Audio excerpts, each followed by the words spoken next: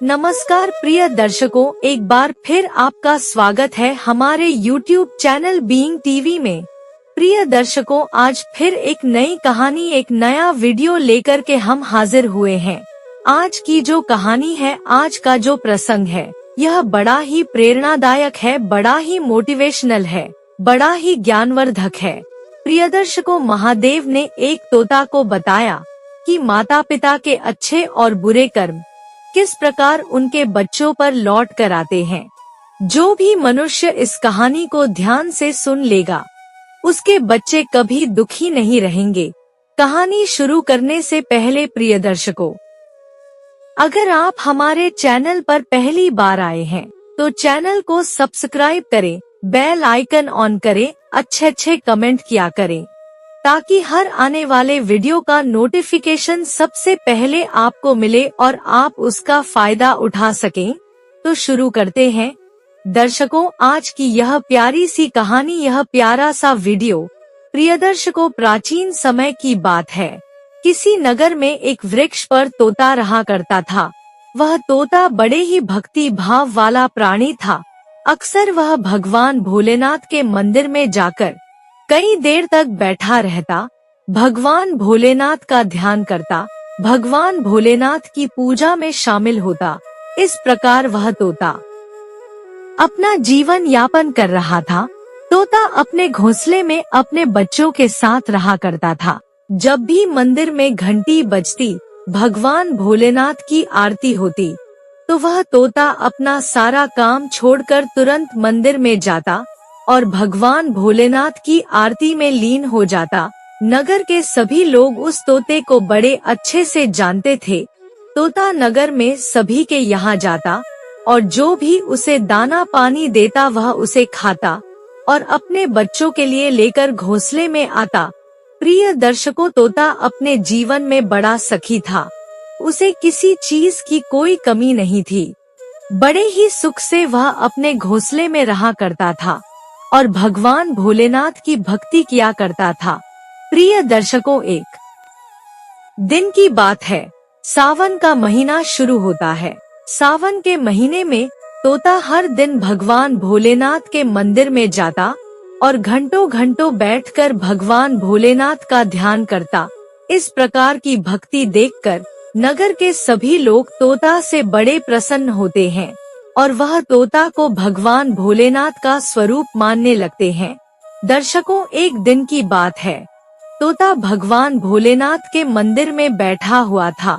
तभी नगर का एक व्यक्ति जाकर तोता से कहता है कि अरे तोता, तुम तो एक पक्षी हो, तुम्हें भगवान ने पंख दिए हैं, तुम उड़कर जहाँ जाना चाहे जा सकते हो, तुम भोलेनाथ के पास क्यों नहीं चले जाते। उस आदमी की ऐसी बातें सुनकर तोता कुछ हैरान हो जाता है। तोता एक बार पूछता है कि भाई, तुम क्या कहना चाहते हो, मैं कुछ समझ नहीं। तब वह आदमी बोलता है कि अरे तोता, भगवान भोलेनाथ कैलाश पर्वत पर रहते हैं, माता पार्वती के साथ अपना जीवन निर्वाह करते हैं। अगर तुम भोलेनाथ के इतने ही बड़े भक्त हो तो तुम तो उड़कर वहाँ जा सकते हो, तुम्हें वहाँ जाने से कोई नहीं रोक सकता। तुम्हारे पास पंख हैं, तो तुम उड़कर वहाँ क्यों नहीं चले जाते। वहाँ तुम्हें साक्षात भोलेनाथ मिलेंगे और फिर तुम जितनी भक्ति करना चाहे उतनी भक्ति भगवान भोलेनाथ की कर सकते हो। अब प्रिय दर्शकों, उस आदमी की ऐसी बातें सुनकर तोता बड़ा प्रसन्न हो जाता है, क्योंकि उसे अभी तक नहीं पता था कि भोलेनाथ कैलाश पर्वत पर रहते हैं और वहाँ जाकर भगवान भोलेनाथ से मिल सकते हैं। जैसे ही तोता को पता चलता है कि भगवान भोलेनाथ कैलाश पर्वत पर रहते हैं, तो तोता तुरंत अपना मन बनाता है और सोचता है कि अब तो मैं भगवान भोलेनाथ से मिलने अवश्य जाऊंगा। प्रिय दर्शकों, ऐसा सोचकर वह तोता अपने घोंसले में लौट कर आता है और अपने बच्चों से कहता है कि मैं कुछ दिनों के लिए बाहर जा रहा हूँ, कुछ दिनों में लौट कर आऊंगा, तुम लोग अपना ध्यान रखना। इतना कहकर प्रिय दर्शकों, वह तोता बच्चों के लिए कुछ दाना पानी घोंसले में रखकर और कैलाश पर्वत के लिए उड़ान भरता है।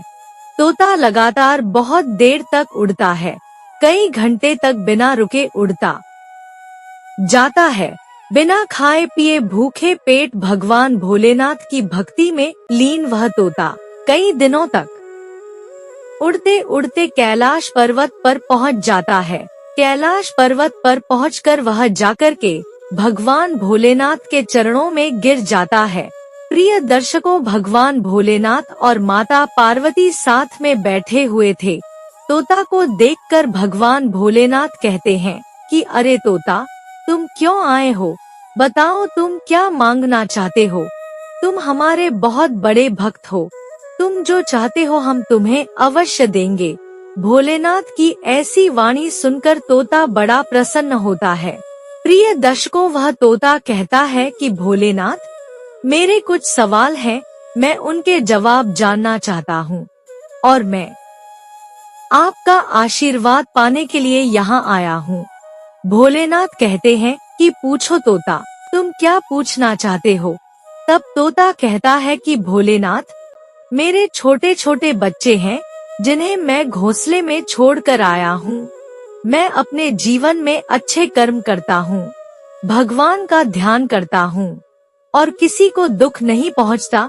भगवान भोलेनाथ, मैं आपसे यह जानना चाहता हूँ कि माता पिता के अच्छे और बुरे कर्म किस प्रकार उनकी संतान को भोगने पड़ते हैं और किस प्रकार माता पिता के कर्म लौटकर उनकी संतान पर आते हैं। तोता का ऐसा सवाल सुनकर भगवान भोलेनाथ बड़े प्रसन्न होते हैं। प्रिय दर्शकों, भगवान भोलेनाथ कहते हैं कि तोता, हमें तुम्हारा प्रश्न बहुत अच्छा लगा।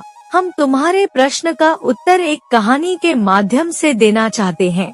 प्रिय दर्शकों, तोता कहता है कि हे महादेव, मैं पूरा ध्यान लगाकर की आपकी कहानी सुनूंगा। आप अपनी कहानी प्रारंभ करिए। प्रिय दर्शकों, भगवान भोलेनाथ अपनी कहानी प्रारंभ करते हैं। अब माता पार्वती और वह तोता मन लगाकर के भगवान भोलेनाथ को सुनते हैं। महादेव कहते हैं कि तोता, कुछ समय पहले की बात है। किसी गांव में एक नाविक रहा करता था। वह गांव की नदी में नाव चलाकर और अर्जित किया करता था। गांव के लोगों को नदी पार कराता था और उसके बदले में कुछ पैसे ले लिया करता था। इस प्रकार वह नाविक अपना घर चलाया करता था। उसके घर में उसकी पत्नी थी और उसके 2 जुड़वा बच्चे थे जो अभी बहुत छोटे थे। प्रिय दर्शकों, भगवान भोलेनाथ आगे कहते हैं कि तोता, वह नाविक बड़ा ही अच्छे स्वभाव का था, बड़ा ही धार्मिक व्यक्ति था। वह प्रतिदिन 100 रुपए कमाया करता था। मेहनत करने के बाद, भारी धूप में नाव चलाने के बाद उसे 100 रुपए मिलते थे। कई बार तो 100 रुपए भी नहीं मिलते थे। प्रिय दर्शकों, उस नाविक का एक नियम था। वह 100 रुपए में से 50 रुपए किसी गरीब लाचार को दान कर दिया करता था, पुण्य का काम कर दिया करता था, क्योंकि वह सोचता था कि अगर मैं धर्म का काम करूँगा, दूसरों की सहायता करूँगा और मेरे ऐसे अच्छे कर्मों से मेरे बच्चों को अच्छा फल मिलेगा, मेरे परिवार को सुख संपत्ति मिलेगी। ऐसा सोचकर वह नाविक अपने आधे पैसे दान कर दिया करता था, किसी अच्छे कार्य में लगा दिया करता था। प्रिय दर्शकों, इधर वह नाविक की पत्नी इस बात से बड़ी दुखी रहती थी, क्योंकि 50 रुपए में उसके घर का खर्चा नहीं चलता था, बच्चों के लिए भोजन नहीं आता था। जैसे तैसे पैसे बचाकर उसकी पत्नी अपने घर का खर्चा चलाया करती थी। एक दिन नाविक की पत्नी कहती है कि पिया जी, आप 100 रुपए अर्जित करते हो, उसमें से 50 रुपए आप दान कर देते हो। इस प्रकार हमारे घर का खर्च नहीं चल पाता है। हमारे 2 पुत्र हैं, उनके भोजन के लिए सामग्री लाना पड़ता है। 50 रुपए में यह सब नहीं हो सकता। तब वह नाविक कहता है कि प्रिय, मैं पैसे दान करता हूँ, धर्म के काम में लगाता हूँ। अगर हम अच्छे कर्म करेंगे, हमारे धन को अच्छी जगह पर लगाएंगे, तो आगे चलकर हमारे बच्चों को उसका फल मिलेगा। वह कभी अपने जीवन में दुखी नहीं रहेंगे। प्रिय दर्शकों, अपने पति की ऐसी बातें सुनकर वह नाविक की पत्नी कहती है कि स्वामी, आप सत्य बोल रहे हैं। यह तो बड़ी ही अच्छी बात है। अगर इसमें हमारे बच्चों का भला है, हमारे परिवार का भला है, तो मुझे कोई आपत्ति नहीं है। मैं 50 रुपए में अपने घर का खर्च चला लिया करूँगी।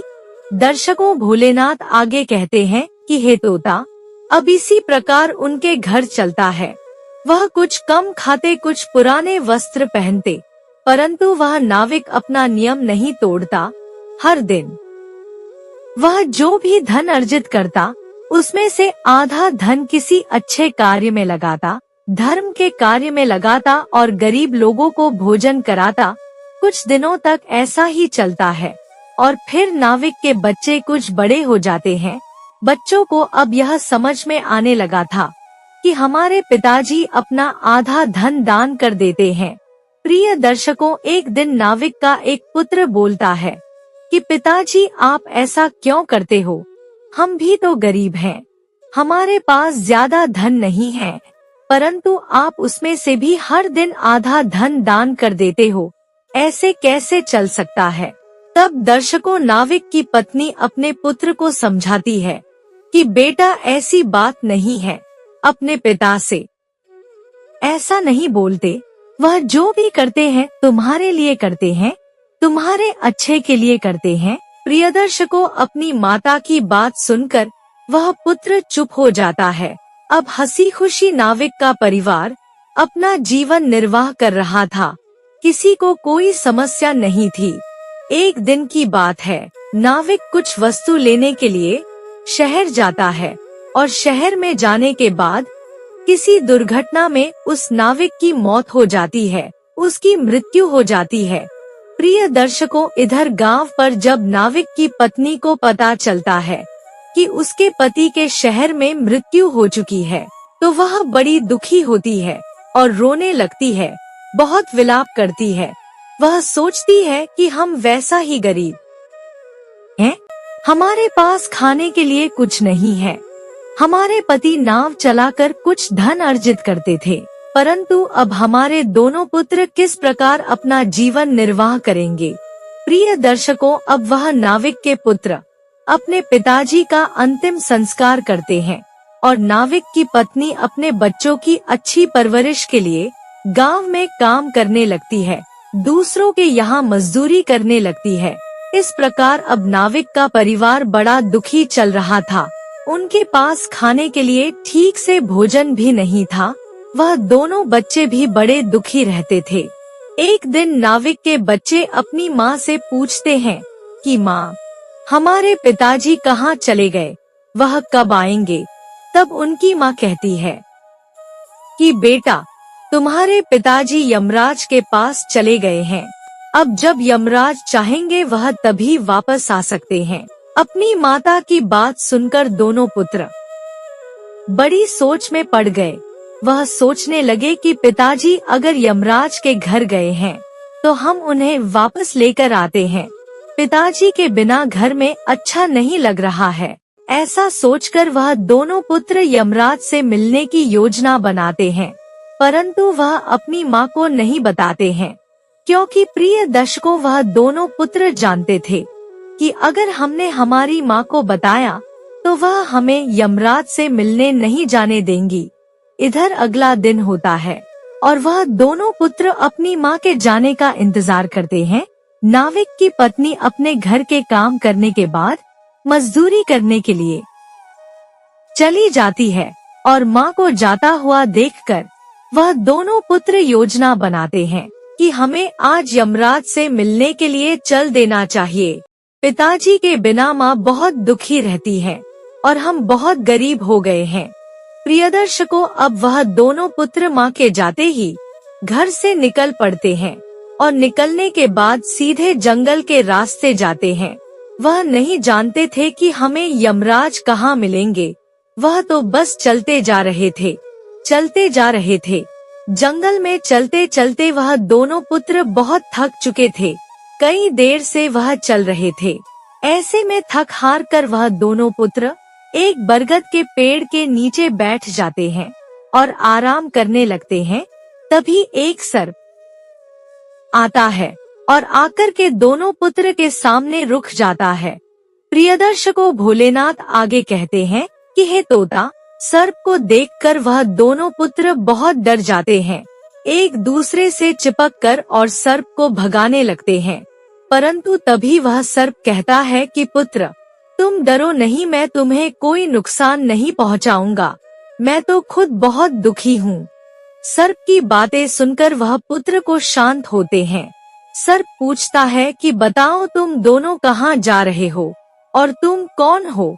तब वह दोनों पुत्र बताते हैं कि सर्प, हम एक नाविक के पुत्र हैं और यमराज से मिलने जा रहे हैं। दोनों लड़कों की बात सुनकर सर्प कहता है कि अरे वाह, तुम अपने शरीर के साथ यमराज के पास जा रहे हो, यह तो बड़ी अच्छी बात है। परंतु तुम यमराज के पास जा ही रहे हो तो मेरे सवालों का जवाब भी लेते आना। तब वह पुत्र कहते हैं कि बताओ सर्प, तुम्हें क्या समस्या है, तुम्हारा क्या सवाल है? तब वह सर्प बताता है कि पुत्रों, मैं कई वर्षों से इसी योनि में पड़ा हूँ। कई पीढ़ियाँ गुजर गई परंतु मुझे मोक्ष की प्राप्ति नहीं हुई। मैं अपने जीवन को त्यागना चाहता हूँ। इस सर्प के जीवन से मैं बहुत तंग आ चुका हूँ। तब वह पुत्र कहते हैं कि सर्प, यमराज को हम तुम्हारी समस्या बताएंगे। सर्प कहता है कि तुम लौटते समय मुझे जरूर बताना कि किस प्रकार मैं अपना जीवन त्याग सकता हूँ। दर्शकों, लड़के सर्प से कहते हैं कि ठीक है, हम तुम्हारी बात यमराज तक पहुँचा देंगे। इतना कहकर वह दोनों पुत्र अब आगे बढ़ जाते हैं। जंगल में कुछ देर आगे चलने के बाद दोनों पुत्र के सामने एक खतरनाक भालू आकर खड़ा हो जाता है। भालू को देखकर दोनों पुत्र बहुत डर जाते हैं और भागने का प्रयास करते हैं। परंतु तभी वह भालू कहता है कि लड़कों, तुम कहाँ जा रहे हो? अब वह दोनों पुत्र बताते हैं कि भालू भाई, हम यमराज से मिलने जा रहे हैं। हम पास के ही गांव में रहते हैं और एक नाविक के पुत्र हैं। यमराज ने हमारे पिताजी को अपने पास बुला लिया है। हम अपने पिताजी को वापस लेने जा रहे हैं। दोनों लड़कों की ऐसी बातें सुनकर भालू कुछ सोच में पड़ जाता है। वह कहता है कि तुम दोनों अगर यमराज के पास जा ही रहे हो तो मेरे लिए एक सवाल पूछ लेना। वह पुत्र कहते हैं कि बताओ भालू भाई, तुम्हारा क्या सवाल है? हम यमराज से जरूर पूछेंगे। तब भालू कहता है कि मैं अपने जीवन से बड़ा दुखी हूँ। इस भालू के जीवन में कई वर्ष बिता चुका हूँ परंतु मुझे मृत्यु की प्राप्ति नहीं हो रही है। मैं इस शरीर को त्यागना चाहता हूँ। तुम यमराज से पूछ कर आना कि किस प्रकार मेरा अंत होगा। वह दोनों लड़के भालू की बात सुनकर और आगे बढ़ जाते हैं। अब वह दोनों लड़के चलते हुए जाते हैं और चलते चलते एक नगर में पहुंच जाते हैं। नगर में जाने के बाद उन्हें नगर के बीच में कई लोगों की भीड़ दिखाई देती है। जब वह भीड़ में जाकर देखते हैं तो नगर का राजा वहां खड़ा हुआ था। राजा दोनों लड़कों को देखकर समझ जाता है कि यह इस नगर के नहीं है और कहीं दूर से आए हैं। राजा पूछता है कि बालक, तुम दोनों कहाँ जा रहे हो और कौन हो? राजा की बात सुनकर दोनों लड़के कहते हैं कि राजा साहब, हम दूसरे गांव से आए हैं और एक नाविक के पुत्र हैं। हम यमराज से मिलने जा रहे हैं। प्रिय दर्शकों, भोलेनाथ आगे कहते हैं कि हे तोता, दोनों पुत्र की बात सुनने के बाद राजा कहता है कि अगर तुम यमराज से मिलने जा रहे हो तो तुम यमराज से मेरा एक सवाल पूछ कर आना। राजा कहता है कि मैं इस नगर के लोगों के लिए कुआं खुदवाना चाहता हूँ क्योंकि यहाँ पानी की समस्या है। पानी की बहुत कमी है परंतु इतने कुएं खुदवाने के बाद भी किसी भी कुएं में पानी नहीं निकलता है। आखिर ऐसा क्यों है? इस बात का जवाब तुम यमराज से जरूर लेकर आना। तब वह दोनों लड़के कहते हैं कि राजा साहब, आप चिंता ना करें, हम यमराज से आपके सवाल का जवाब जरूर लेकर आएंगे। इतना कहकर प्रियदर्शकों वह दोनों लड़के नगर से कुछ आगे बढ़ जाते हैं।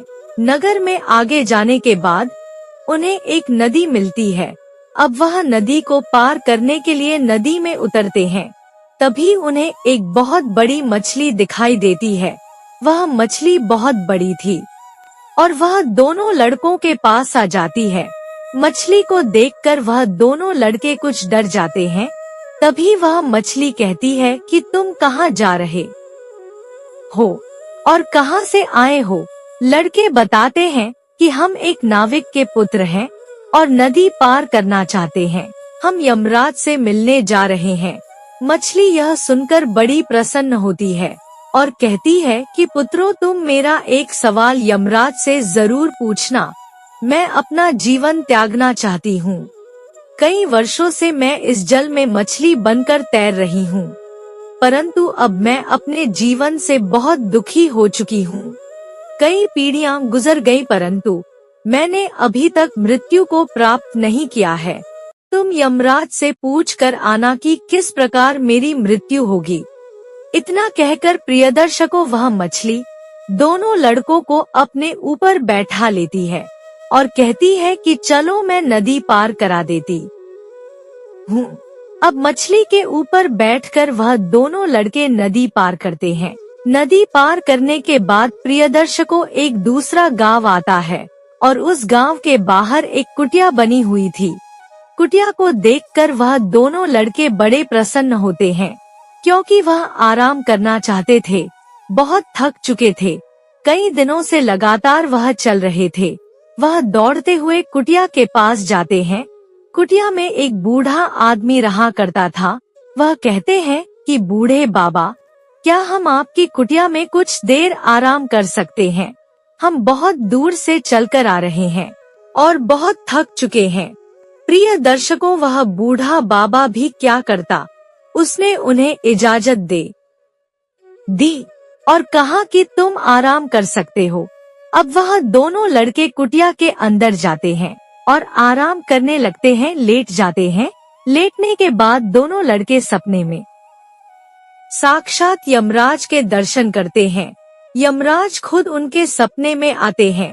क्योंकि प्रिय दर्शकों, भगवान सब जानते हैं, ढूंढने पर तो भगवान भी मिल जाते हैं। यह वाक्य सत्य हो जाता है। यमराज उन्हें दर्शन देते हैं और कहते हैं कि बताओ बालक, तुम क्या चाहते हो? कई दिनों से तुम मुझे ढूंढ रहे हो, मुझसे मिलना चाहते हो, इसीलिए मैं स्वयं तुमसे मिलने चला आया। बताओ मैं तुम्हारी क्या सहायता कर सकता हूँ? तब वह दोनों बालक कहते हैं कि यमराज, हम हमारे पिताजी को लेने आए हैं। हमारे पिताजी आपके पास हैं। आप हमें अपने पिताजी लौटा दीजिए। दोनों लड़कों की बात सुनकर वह यमराज कुछ मुस्कुराते हैं और कहते हैं कि बालक, तुम चिंता ना करो, तुम्हारे पिताजी कुछ दिनों में लौट आएंगे। यह सुनकर वह दोनों पुत्र बड़े प्रसन्न होते हैं और खुशी के मारे उछलने लगते हैं। तब यमराज कहते हैं कि बालक, क्या तुम और कोई प्रश्न पूछना चाहते हो? तो वह बालक कहते हैं कि हाँ यमराज, हम जब आपसे मिलने आ रहे थे तो हमें कई लोग मिले, कई प्राणी मिले। वह सब आपसे प्रश्न पूछना चाहते हैं, तो हम उनके प्रश्न लेकर आए हैं। दर्शकों, यमराज कहते हैं कि पूछो, तुम क्या पूछना चाहते हो? तब वह बालक कहते हैं कि यमराज, हमें सबसे पहले एक सर्प मिला था। वह सर्प अपने जीवन से बड़ा दुखी है। वह इस योनि को छोड़ना चाहता है। उसकी मृत्यु का कोई उपाय बताइए। उसे मोक्ष कब मिलेगा, यह बताइए। तो प्रियदर्शकों, यमराज कहते हैं कि लड़कों, तुम जाकर के उस सर्प से कहना कि उसके पास जो नागमणि है वह बहुत कीमती है। वह अपनी नागमणि नहीं उतार रहा है, किसी को नहीं दे रहा है। जिस दिन वह अपनी नागमणि उतार कर किसी को दान दे देगा, उसी दिन उसे मोक्ष की प्राप्ति हो जाएगी। अब नाविक के पुत्र अगला सवाल पूछते हैं और कहते हैं कि कि यमराज, उसके बाद हमें एक भालू भाई मिले थे, वह भी अपना जीवन त्यागना चाहते हैं, अपनी भालू की योनि से निकलना चाहते हैं। इसका क्या उपाय है? यमराज कहते हैं कि पुत्रों, वह भालू पिछले जन्म में एक शिक्षक था, एक बहुत बड़े विद्यालय में शिक्षा दिया करता था, परंतु वह एक आलसी भी था। अपने आलस के चलते वह विद्यार्थियों को शिक्षा नहीं दिया करता था। जिस दिन वह अपनी शिक्षा किसी को देगा, उस दिन उसकी मृत्यु हो जाएगी और वह अपनी योनि से मुक्त हो जाएगा।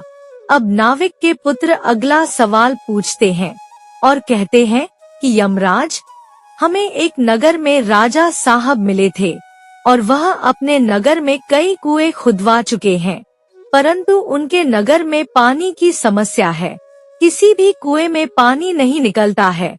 तब यमराज कहते हैं कि पुत्र, तुम जाकर राजा से कहना कि उनके घर में 2 पुत्रियां हैं जो विवाह के योग हैं।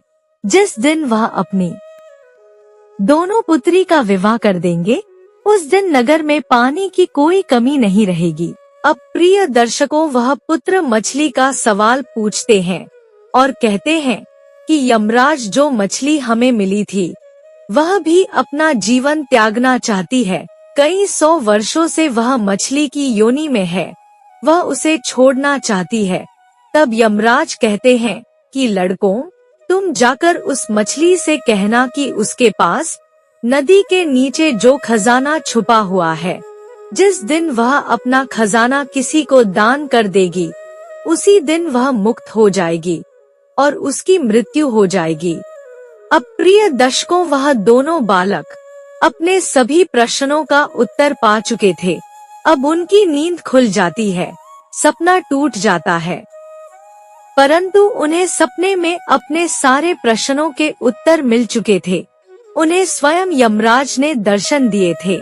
अब वह दोनों बालक नींद से उठकर और कुटिया से बाहर आते हैं और अपने घर के लिए लौटने लगते हैं। वह बड़े प्रसन्न थे क्योंकि यमराज ने उन्हें उनके सारे प्रश्नों के उत्तर दे दिए थे। अब वह दोनों बालक वापस लौट जाते हैं। चलते चलते अब वह एक बार फिर नदी के किनारे आते हैं और उन्हें वही मछली दिखती है। वह मछली आकर पूछती है कि बालक, क्या तुम्हें यमराज मिले थे? तुमने मेरा प्रश्न पूछा। तब वह बालक कहते हैं कि मछली, यमराज ने कहा है कि जिस दिन तुम अपना खजाना किसी को दान में दोगी, उसी दिन तुम्हारी मृत्यु हो जाएगी। नदी के नीचे जो तुमने खजाना छुपाया है, वह दान करना होगा। प्रियदर्शकों, अब वह मछली उन दोनों लड़कों से कहती है कि तुम मेरी पीठ पर बैठ जाओ और मैं तुम्हें नदी पार करा देती हूँ। नदी पार करने के बाद वह मछली अपना खजाना लेकर आती है और वह पूरा खजाना दोनों लड़कों को दान कर देती है। खजाने को देखकर वह दोनों लड़के बड़े प्रसन्न हो जाते हैं क्योंकि उन्होंने कभी इतना धन नहीं देखा था। प्रिय दर्शकों, दान करते ही वह मछली मृत्यु को प्राप्त हो जाती है। अब वह खजाना लेकर दोनों पुत्र आगे बढ़ चलते हैं।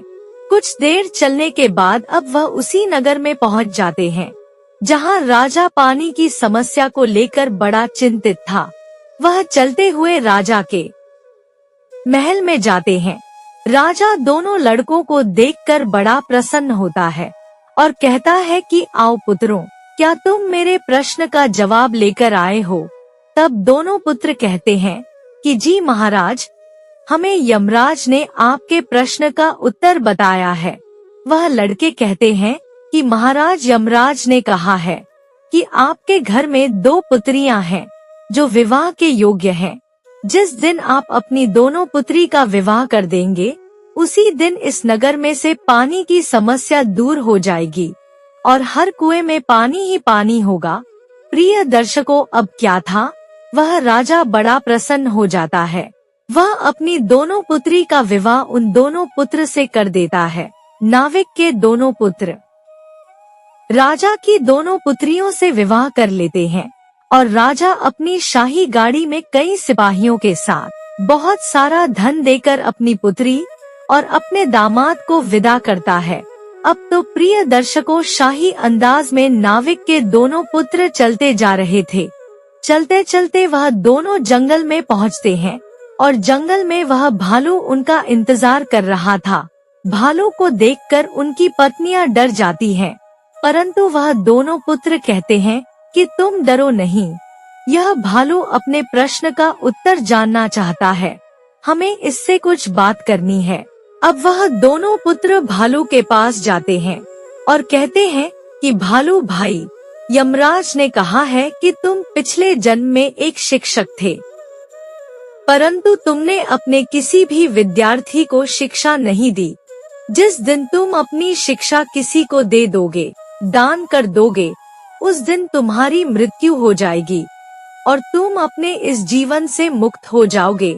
दर्शकों, अब क्या था, वह भालू तुरंत अपनी सारी शिक्षा उन दोनों पुत्रों को दे देता है।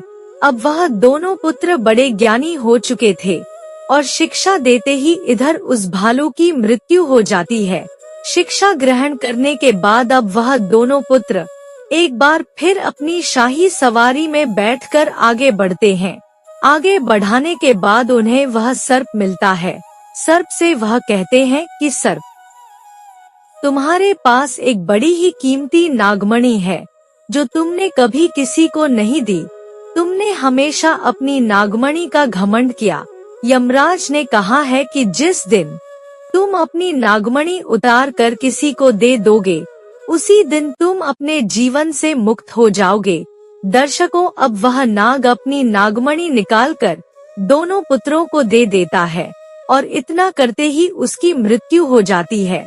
अब नागमणि लेकर वह दोनों पुत्र एक बार फिर अपनी शाही सवारी में आगे बढ़ते हैं और कुछ देर चलने के बाद वह अपने गांव पहुंचते हैं।